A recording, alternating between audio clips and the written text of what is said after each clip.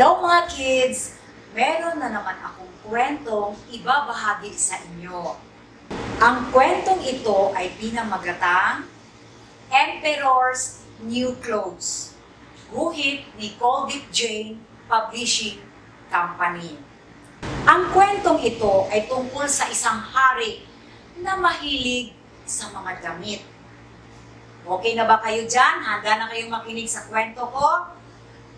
Okay, find a seat so that you will become comfortable listening to me, okay? Once there lived an emperor who was very fond of wearing new clothes. He spent most of his time dressing himself up and had little interest in his kingdom or his subjects. He often went riding in his carriage, merely to show off his clothes. In fact, he had a set of new clothes for every hour. One day, two crooks who had heard about the emperor's love for new clothes. Ang crooks yung mga dishonest na tao na siyang magtatahi ng damit sa mahal na hari. Two crooks came to his palace one day. "We are weavers," they said. "We make the most magnificent clothes anyone can imagine.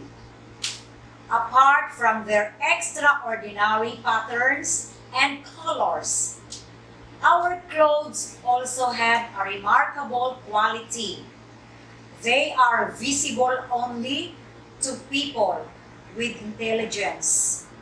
Foolish people will never see them."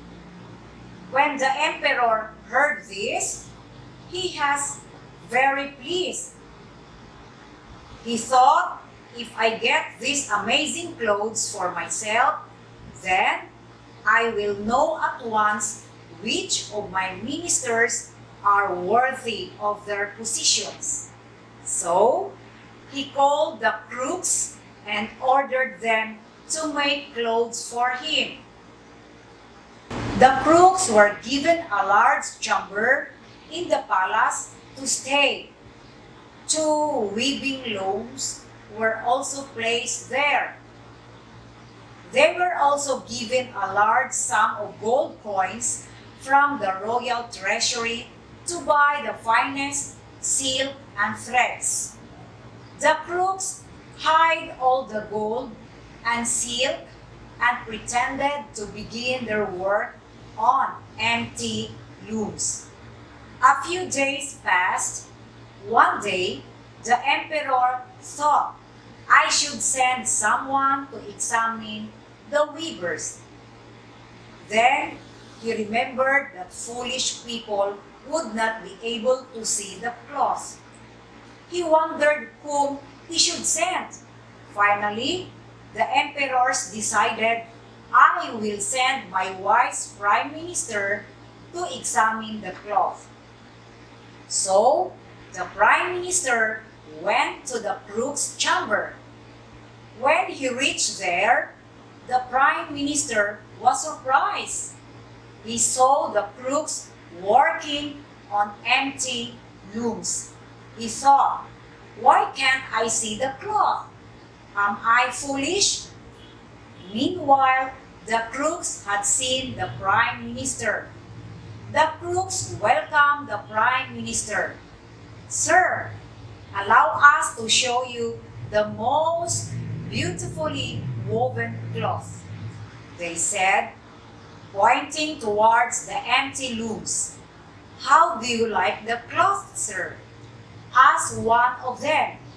"Oh, it is the prettiest cloth I have ever seen," the prime minister lied. When the prime minister met the emperor, he praised the weaver's work. "Your Majesty, the clothes that the weavers have woven is beautiful," he said. The emperor was happy to hear this. "So, my prime minister is worthy of his position," he thought. He was now impatient to see his magnificent clothes. So, the next day, the emperor himself went to visit the crooks. Once there, he too was shocked, like the prime minister, to see that the looms were empty. I see no cloth on the loom at all. Am I a fool? Then thought the emperor. Horror struck, he was really surprised. When the crooks asked the emperor whether he liked the cloth or not, he covered up his astonishment and said, "Oh, it is very beautiful." The ministers who had accompanied him also praised the invisible cloth. "Your Majesty, you must wear a dress made of this cloth at the forthcoming annual parade," suggested a minister. From that day, the crooks pretended to work very hard. Everyone saw them busily working on the looms, but they saw no cloth on it. A few days later, the crooks pretended to take off the cloth from the loom. They also pretended to cut the cloth and sew it. At last, they said, "The emperor's clothes are ready." Meanwhile, the emperor was impatient to wear his new clothes. Soon the crooks arrived at his chamber, holding the invisible clothes in their hands. They helped the emperor get dressed. "Your Majesty, here are the breeches and here is the coat. The clothes are fine like cobwebs. You might feel that you have not worn anything," they said cleverly. When the emperor was fully dressed in his new clothes, the crooks said, "You look magnificent, Your Majesty." Just then, the prime minister came and informed, "Your Majesty, the canopy is ready to take you to the parade." Before leaving, once more, the emperor admired himself in his new clothes. The chamberlains pretended to carry the emperor's train, although there wasn't any train. People cheered when they saw the emperor. "What lovely clothes His Majesty is wearing!" they shouted. The emperor was greatly pleased to hear this. "Ah, no one in my kingdom is foolish," thought the emperor happily. In reality, everybody saw that the emperor was not wearing any clothes at all. But they dared not tell the truth, as nobody wanted to be considered a fool. However, there was a little boy in the crowd who suddenly gasped out, "But His Majesty has not got anything on." When the people heard this, they began whispering among themselves. Later, they all laughed and shouted, "The emperor is not wearing anything."